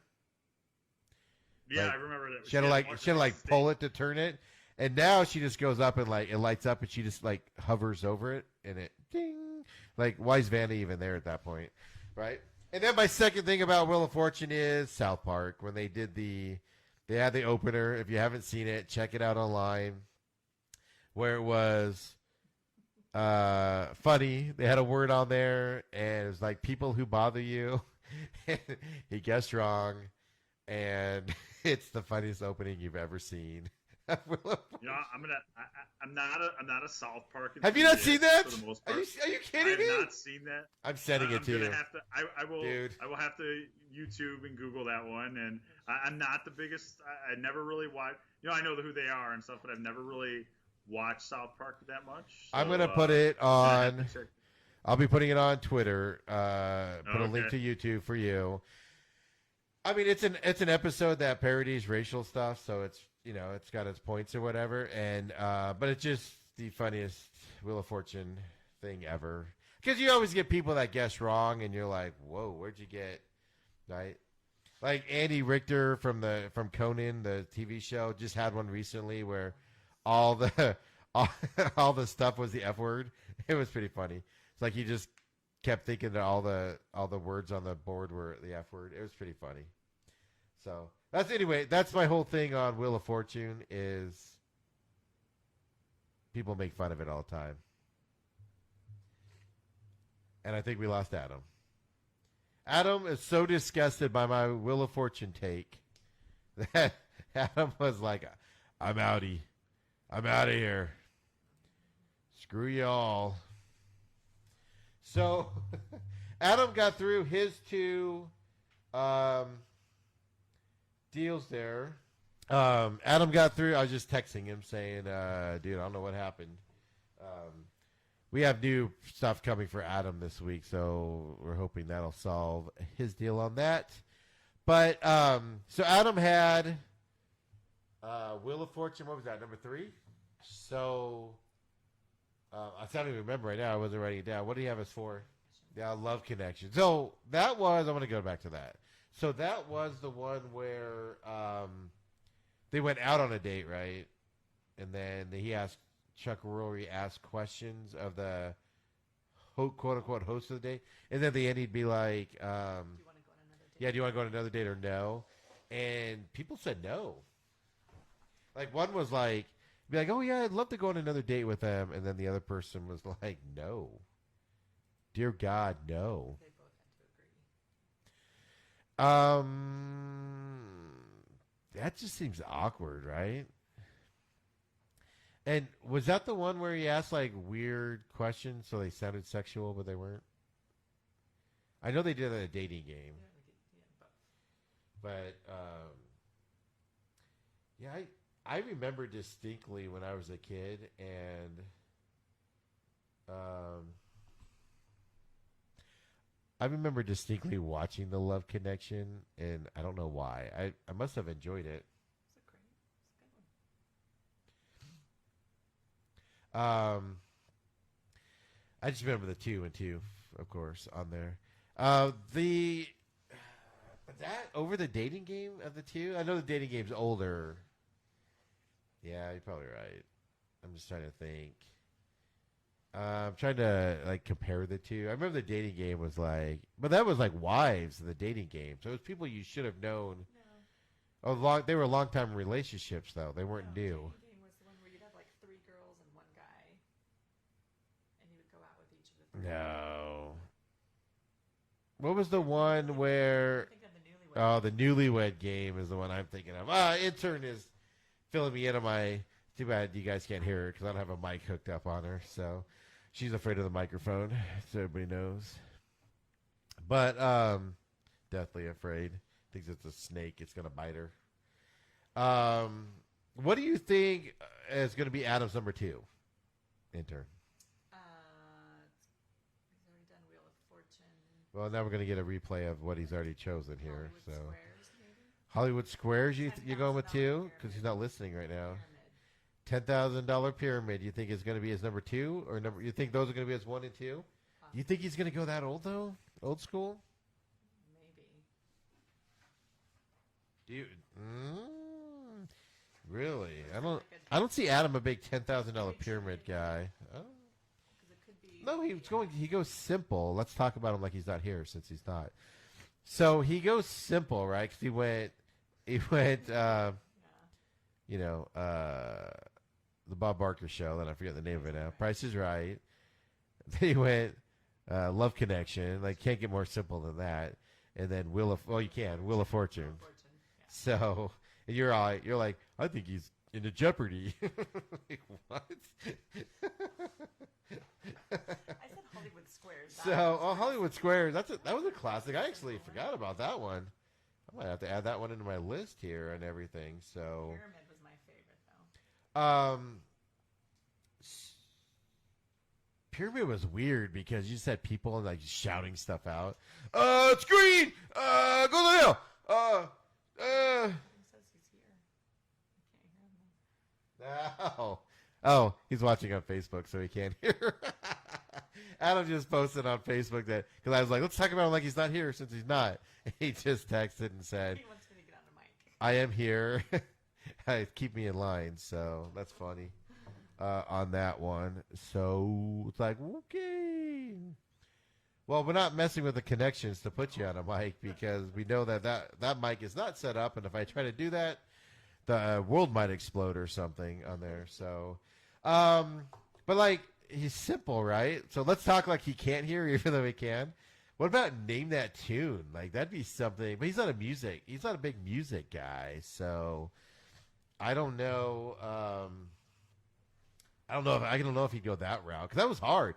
I can name that song in 2 notes, and the person would be like, "I can do it in 1," and then it's literally, "Don't," and they're like the what is the 4th song from the Mozart Symphony from 1973 on the deal, and you're like, what? Where did that come from? You're like just amazed by somebody would know that with that one don't. And it, like, the clue isn't even like classical. The clue's like, white hair on a Saturday, and then don't Mozart Symphony 73 1984 or 1884. Adam, welcome back, man. I am not simple. I'm a very complicated individual. Damn it. So hurt. So very hurt. Well, I'm glad you heard me making fun of you, so that's even makes me feel. I had to turn it on. I'm like, wait a minute, I'm going to get buried here. I need to turn this volume up. Well, so I know you picked Price is Right. You picked Love Connection. You picked Wheel of Fortune, and I'm like, what do you think his second one will be? And she's like, she picks like the hardest game on the planet, and I'm like, nah, he's kept it simple the first 3. He's not going with. Why am I gonna pick Jeopardy, Steve? I don't know who the 14th president of the United States. That's what I'm saying. She was all. I don't remember what she said, but she was all like, I said, does he like trivia? yeah, she's like, does he like trivia? And I'm like, trivia? He doesn't even know what trivia means. Like, he has to look up the definition of trivia. No, see, that's not true. See, I like pop culture trivia. I'd be good at that, but I don't want to do anything like that. And I'm going to end the suspense. No, it's not a $100,000 pyramid. It's not any of that. You know what it is, Steve? It is the family flipping feud. Because I asked 100 people. Listen, Steve. Are you putting them all together though, or are you going to go with a specific host or double host or something? I think. Well, I mean, if you go with Richard Dawson, he kind of molested people as he walked up to him. Dear God, if he did that today, man, that boy would be in jail. Right. I don't mind the Steve Harvey version. The celebrity one was pretty funny the other day. The thing I don't like about the Steve Harvey version is like he overreacts to like the stupid jokes somebody tells, or the bad answer. He like completely just overreacts to it, and it drives me batty that he does that, Let's play Family Feud for 1 second, Steve. I surveyed the top 100 people. One answer on the board, Steve. What is the best podcast in America? Joe Rogan. Damn, Steve. It's the Main Event Pod. 100 people said yes. There was only one answer. I knew. Blew it. I knew. No, I knew where you're going with. I knew where you're going with that. So you just couldn't do it for me, Steve. I thought I'd be funny. You couldn't follow along. I thought I'd be funny. Feud. Yeah. So number 2 for Adam is Family Freaking Feud. Yes, it is. And the survey says, what is your number 1 game show, Adam? And survey says, no whammy, no whammy, no whammy. No whammy. I love the solid. Now, I No, texted you. You cannot beat the Pressure Luck. I have not seen the new version though. Yeah. I'm a little sad at myself. Have not gotten to the new version. But man, just the old school ones back in the day on the Game Show Network and stuff. Remember how cutting edge those I'm graphics sure, were? Where they'd like go dancing across the screen in front of them, Right. and you were like, "That is so cool!" You've never seen that before or anything. Well, we got. Oh, that is. I got one honorable mention. All right. One honorable mention. It's the celebrity version of Who Wants to Be a Millionaire with Jimmy Kimmel. Have found it very entertaining, and I know most of the questions up to 32,000. So I feel a lot better. I feel if they went back to the regular Who Wants to Be a Millionaire, I'd be out under $1,000. Are you saying all my lifelines? But Are you saying celebrities are stupid, and so they have to make the questions easier for them? Is that what you're saying right now? I'm not saying that, but have you seen the Dr. Phil version of it though? The Dr. Phil version one was hilarious. The old Regis ones were phenomenal, man. Yeah, the Jimmy Kimmel's really good at it though. I like Jimmy Kimmel. I don't really watch his late night show, but on Millionaire, pretty funny. And they did a Dr. Phil one where he literally took 18 minutes to answer one question. They had to fast forward the time thing, and it went like 10, 12, 13, 14, 18 minutes later, Dr. Phil answered the question. And he knew the answer in the first 30 seconds. So it was just fun. That one guy for Who Wants to Be a Millionaire in the original, the first one to win the millions, like went through it like really quick and easy. He's like a total nerd with glasses. And he got to the final question, and he's like, "I'd like to use a lifeline." And everybody's like all tense. So he gets his like dad or somebody on the phone, and he's all like, "Yeah, I don't really need your help with this. I know the answer, but I just want to tell you I just won $1 million." And then he answers it. That was phenomenal how he did that. That guy's the GOAT. More so than the guys that win at Jeopardy repeatedly and stuff like that. That guy was phenomenal.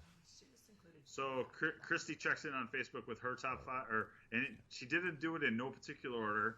And I'm not even sure if one of these is a game show, Steve, but I'm gonna read them off.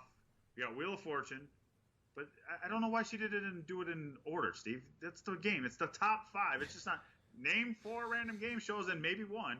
But anyway, I digress. Wheel of Fortune, Price is Right, Press Your Luck, Let's Make a Deal, and Steve. I need an official ruling on this one.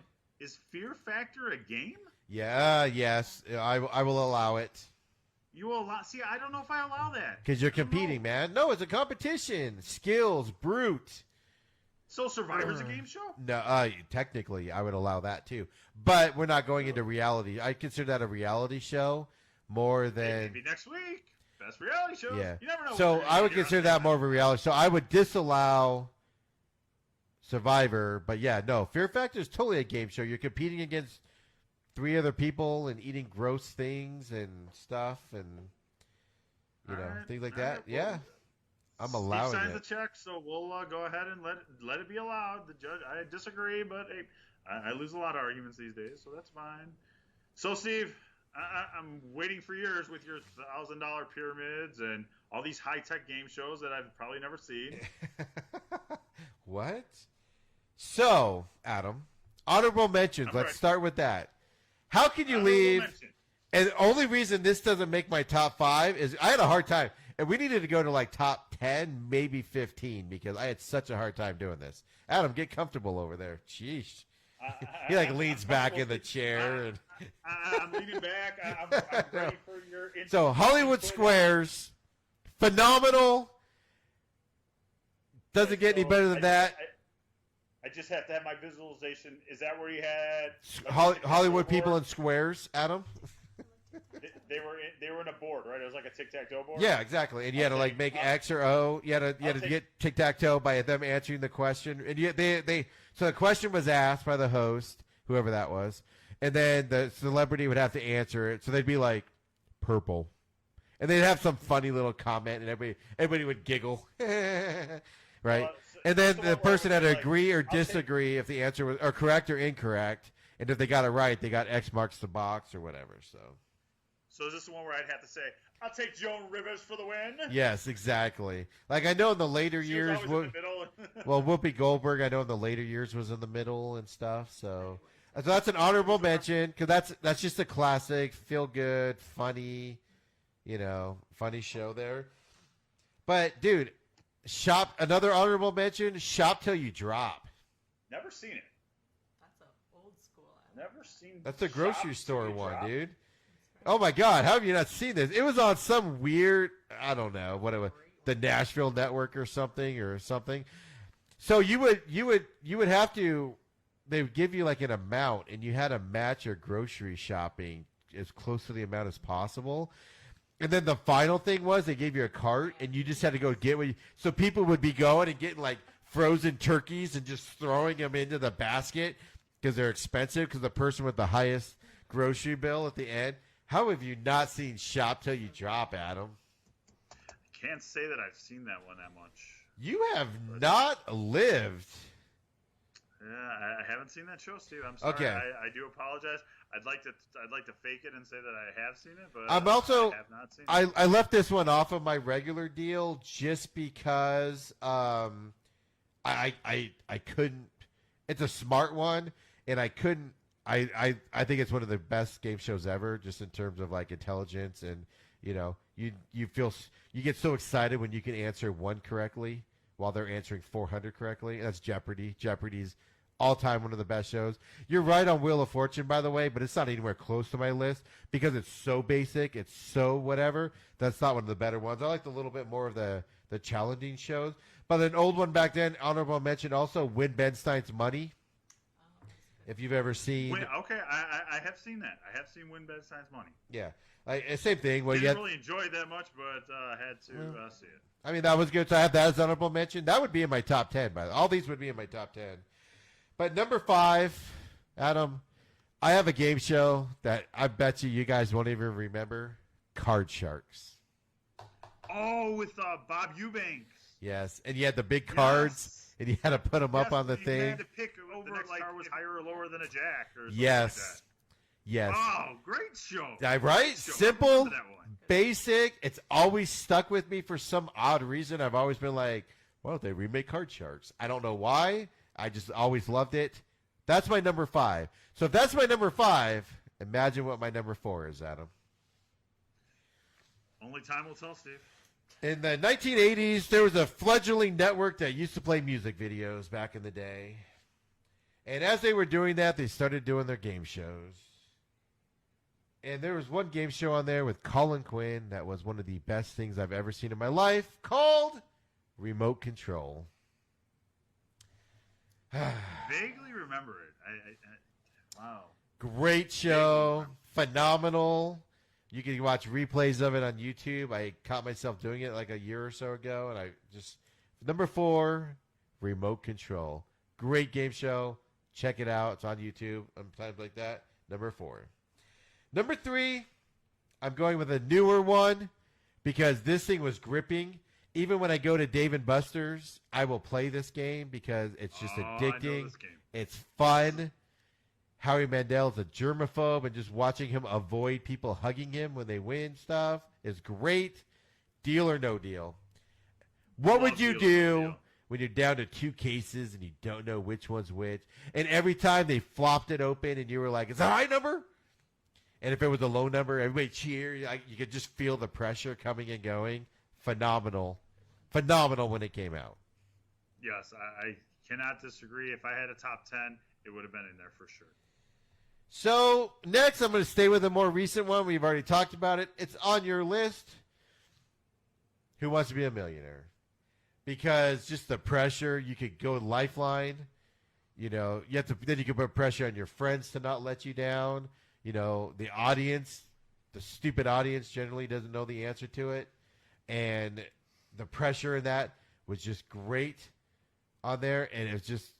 Loved every second of it. When it was Regis, as it got older, the problem with Who Wants to Be a Millionaire is they had it on they went from one night a week to like every night, and then you're like, I've seen this 800 times, right? So that is I didn't enjoy The Millionaire with Meredith, whatever her name was. I didn't really enjoy that version. Yeah, it's like they took because it became for less money and like the tension got but they did with the lights where, all right, are you ready? And they're like, yes, I'm ready. And then it'd scroll back and the lights would all change and get all serious with that music.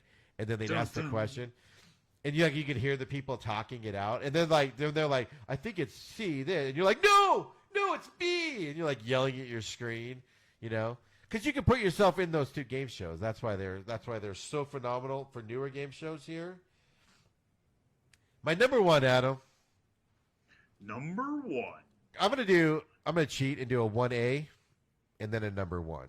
Steve, it's the top 5, not the top. You're gonna like this though, Adam. All right. Okay, I'm gonna spoil it. Steve. I'm gonna spoil it and say my number one all time is Pressure Luck.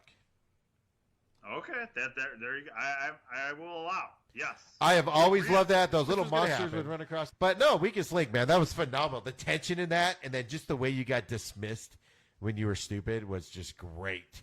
Like, you ought to be some old British lady, and then people would like talk back to her, and she'd always have a quick comeback that would shut them down. It was great, Adam. Great. So hold on, the peanut gallery here. I've thought of it a little bit more, and I do have one more honorable mention. Well, hold on. That would Before be, Are You Smarter Than you a do Fifth that, Grader? hold on. Before you do that, Adam, intern says that we are both wrong, and we forgot one. What would you rank this as? Number one. Number one. She is ranking this as her number one game show. Give it to me. Double Dare. Not number one. She went with Double Dare, Adam. 12. That's fine. Could you watch? Okay, so wait a minute. Could you watch Double Dare today and be entertained? No. I couldn't. No, but you can watch all But of I my could top watch five. I could watch Card Shark from 1979 and think that this is great. I couldn't watch Double Dare. Maybe if I was 12, I could watch Double Dare. Come on. So what is this? This is why I don't hook up a microphone for intern for everybody that's listening. So Jesus. You know what? You have an iPhone now, intern, but you've lost your Cool Kid Club membership already. Even an iPhone can't save you at this point. So Adam, which one do you want to do an honorable mention for? Are You Smarter Than a Fifth Grader? Jeff Foxworthy was great in that show. It was fun. It was a fun show. And I was smarter than a fifth grader half the time. Were you? Because Half the time I wasn't. I was bombing out. Yeah, I was gonna say that was Half awful. the time I wasn't. But sometimes I was. As long as it wasn't a math question, I was all right. History, I'm good at the history questions. But I mean, like you got the pyramid. You know, $10,000 pyramid. The Newlywed Game was. I always enjoyed that for some reason. The Gong Show, right, where you suck. You're like, oh, I'm gonna play this flute, and they're like, bong, like you suck, get out of here. like that's good for back in the day, right? And then all the people that were judging on that show were smoking and doing stuff. So that's just from a world that we don't know anymore, right? On there, What's My Line was all right, decent, but Password was all right. You know, for the way they formatted, I felt like it could have been better, but they still formatted it. It was entertaining, right? Name that tune I mentioned while you were off there. That it was just funny to watch that one guy, like, I could do it in one, and, like, you know, it's some weird random thing on there.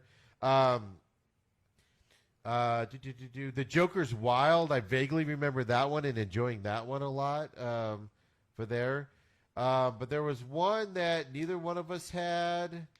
The Joker's Wild came on after Card Shark, so I'd seen that one. I don't remember the game, but yeah, I've seen that one. I enjoyed that one. It was kind of back to back on one of the UFV or whatever they used to be called channels. It's funny. I pulled up this list, like mine. I just came up with this off the top of my head, and now it's like, oh my god, all mine are on this list here. Shoot, there was one that I was going to bring up, but I don't remember now. So. Never mind then. But yeah, so top five. So definitely give us our top fives. I'm going to post these out. So, Adam, you had Price is Right. At Price is Right, I had Love Connection. Love Connection. The Love Connection. Okay, Had 3. Wheel of Fortune. Wheel. Then I had Family Feud. And we finished up with Press Your Luck. Yeah. No whammy, no whammy, no whammy. As soon as we said we were going to do this, I was like, press your luck. This is easy. But then when you got down to it, it was a little bit more challenging than you thought. So Well, far no, we've just- given you serials, we've given you game shows. If you have any ideas on what we should list next week, hit us up on Twitter or Facebook. What was or your leave honor? a- What was your honorable mention? My honorable mention was Are You Smarter Than a Fifth Grader? And, I had one more, and I don't remember. The Who Wants to Be a Millionaire Celebrity Edition with Jimmy Kimmel. I'm just gonna put Who Wants to Be a Millionaire, dude. I'm not. Hey, all right, then fine. I just want to clarify it was without Meredith, whatever her name is. I'll put Was not a fan Celebrity. of her. Celebrity Edition Thank you. with Jimmy Clarify. Kimmel. Because people will call me out and say that I like the Meredith edition, and I'd be like, no, I didn't. And they'd be like, well, it's right here. I heard Elton John missed on the first question? Is that true? I have not seen that one yet. The last one I watched was, I don't even know what show. This what was she's weeks in. She's ago, in a by new the way. movie on Netflix, but I think I've watched 6 episodes. Oh. I binge watched them one day. Let's make a deal. I never got into that, but that looked like fun, right? Yeah, I never really got into that show, but yeah, Wait. it'd be fun, right? I mean, a lot of good game shows. Oh, we have a car for you. Or you can go with what's behind the window here. And you're like, I'll take what's behind the screen. We have a ball of wax. Congratulations. Enjoy your brand new ball of wax. Wayne Brady does it now. Yeah, Wayne Brady does it. I don't know if he still does, but he did for a while. Wayne Brady does it now. And people dress up in the costumes. Yes, I remember that. So anyway, little fun there, Adam. Yes, always good times. I'm still a little upset with this Family Feud thing. I don't know. That's not a number 2, but whatever. Whatever, Steve. You have do yours, I have you, mine. Adam. Adam, you do you. Yeah, and I disagree with you and your little newlywed, or your little, not newlywed, the Hey, Adam. You the are celebrity thing. the weakest link. Goodbye. So, Adam, the NHL has gone into Phase 2. Phase 2 has commenced in the NFL. I felt like having like an alarm. Phase 2. Proceed to Phase 2. Which basically Phase means 2. All clear. All clear. Phase NHL 2. training camps are set to open on July 10th for the teams. Of course, pending an agreement with the Players Association. So this basically, setting this date gives the 17% of players who are overseas time to return because of quarantine regulations. So they have to come back and quarantine for 2 weeks before they can go do anything. So they have to set the date. They did that. July 10th start of camps will be Phase 3 of the deal. So they've got the date now, doing all that. So then the next step on July 10th, if everything goes as planned, Phase 3 begins, which means training camps. So that'll be their pending medical, and of course, safety conditions and agreement on getting back to games. Camps are expected to run 2 to 3 weeks, with games taking place in 2 hub cities without fans. It hasn't been announced yet, but all the rumors and speculation, and quite frankly, it's going to happen here. Vegas is going to be the hub, one of the hubs. There's no speculation or hints anywhere that I can see on what the other hub's going to be, but it's got to be somebody in the East, right? Yeah, it's got to be an East Coast. I mean, that would make sense to me. I'm trying to think. As weird as it sounds, it may end up being Florida. Well, that's the thing, right? Because I mean, like you said, Chicago is basically a no. I think they wanted a reason why they haven't said anything is I think they wanted in Toronto. You know, they want one of the hubs in Florida or in Canada, and but they're waiting to see if they'll open it up. And well, one, you can't travel back and forth, but rumor has it that they're going to lax those requirements here coming up in July. So I think they're waiting on that for that one. I wouldn't be surprised if they're not trying to get it in Toronto. One, because that's where the NHL headquarters are, but Ottawa is actually training in the United States right now. And they're going to set up their camp in the United States to avoid all that. So, but anyway, we have a date for the NHL, which is a positive. Anytime you get a date moving forward. But as we've learned with the NBA, who knows what the players are going to vote, right? Once they vote yes, then what will happen after that type of a deal. So you excited for that? Yeah, I'm definitely excited for that. Blackhawks versus the Edmonton Oilers. 5-12. I'm ready. Let's go. Let's go. NHL, Let's get it going. Bring me some love. Let's get it going. Let's go. Isn't that going to be funny that the one non-American sport, the Canadian sport, is going to come back before all the American sport? Yeah, that is an interesting slant on it for sure. That's so nice of you to say it that way. So, Adam, the NFL, Nothing but politically correct. right down the middle. The NFL comes out this week and says the NFL and the NFLPA are discussing the possibility of shortening the 2020 preseason. So obviously nothing's been finalized. They're just talking about it as I get the hiccups. Basically, instead of 4 preseason games, they're going to go down to 2 preseason games, which I believe would be a year early because they're going to do that next year anyway. So I think they should just do that anyway because then they'll give more time for the teams to ramp up, get ready. And you can do it next year anyway, so you might as well just do it this year, right? Yeah, I think the only reason for the extra preseason games was the revenue for the owners, because I know season ticket holders are required to buy those spring train or preseason games either way. And the players get paid a lot less. Even the people with contracts, you only get paid whatever it is, $3,000 a week or something. So they're getting a considerable less amount of expenditures on those players also, and it's all income. Yeah. Yeah, so the owners are taking the hit on this one.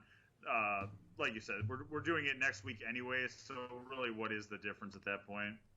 So then the last thing is, one of the last things, your boy, your favorite quarterback in the NFL, Mitchell Trubisky, comes out last week and says he still feels the Bears are his team, despite the fact that Chicago general manager Ryan Pace announced in April that the team intends to hold an open preseason competition between Trubisky and Nick Foles. How do you feel about this? Well, I don't feel bad about it. You know what? Mitchell Trubisky on the field, very hit or miss. In the locker room, though, this guy does control the locker room. He is a leader of that team. I don't feel... I'm all for the competition. I'm still not necessarily sold that, Foles is the answer. But I'm interested in the competition. And it is Trubisky's team. It's been his team. There's really nothing in the locker room that says that it's not his team. It's his play on the field that's been the problem. And it's hit or miss. 2 years ago, he was, before last season, he was great. He was the city loved him. This last past year, he sucked. It's the spiral of the Chicago quarterback. But I don't think there's a question that he does get the respect in the locker room. And I'm interested to. I would hate for him to come out and not think that it's his team. As a starting quarterback, you definitely need to have that swagger, and I don't see a real reason to criticize him on this one. It's your team until you lose that team, right? Until you lose your job. So I like the attitude that he's coming out with on this one. And, for all intents and purposes, he's been even through this coronavirus and stuff, he's been working out with his receivers. And, it seems like most of the receivers are on his side. They've been doing a lot of stuff off the books and stuff like that. So, for once, I'm not going to bash Mitch. No, but I am going to bash the organization, Ryan Pace, and the ownership because they came out at the end of last year and said Mitchell Trubisky is our quarterback. No ifs, ands, or buts about it. And then now they're saying the opposite again. So they cannot make up their mind. It's ridiculous that the Bears are doing this and waffling back and forth. I can't stand it, and this is why the Bears are always being laughed at. So, looks like we missed... Don't laugh at the Bears! Yeah, right? So, it's just a joke that they're doing this. It's in the offseason, and there's already waffling, Adam. There's one thing you can't laugh about. Last Sunday when the Bears won the Super Bowl, just so you know. I know. Great. I know. I was looking for you in the celebration. I was like, are you out tipping cars over and lighting fires? But I was at the parade as a young kid. At the parade downtown, freezing my booty off. It was cold. Right. I remember that. I don't remember much of it, but I remember standing in front of a bank on a pole or something. It was pretty fun. I was there for the celebration. Got to skip school that day. Oh, good for you. Thanks, Aunt Lori. What'd they do? Did they go down the waterfront there or what? It's not Michigan Avenue from what I remember, I think. I don't remember. I have to look that up. I'll find out that information for you later. Right. Things we must know. Well, Adam, you've got to go. So where can people find you at? Find me at Adam Michaels05 on Twitter. Always can leave messages on. You can leave stuff on the Main Event Pod. We'll see your comments if you want. Listen to us later. Give us a review on iTunes. That always could help us out too. Right. Any little thing we can do would be great. And of course, definitely check out you guys on Wednesday night on 1580 The Fanatic from 6 to 7 Phoenix time. Phoenix time, 8 to 8 with your time there. So you'll be definitely on there Wednesday nights for that. Of course, you can reach me at SMAC500. So Adam, go deal with what you got to deal with, man. Thinking about you. We'll get this stuff all figured out on this end because, I'm convinced now it's just the software we're using. Maybe we need to switch software. So I'll work on that. You deal with your stuff.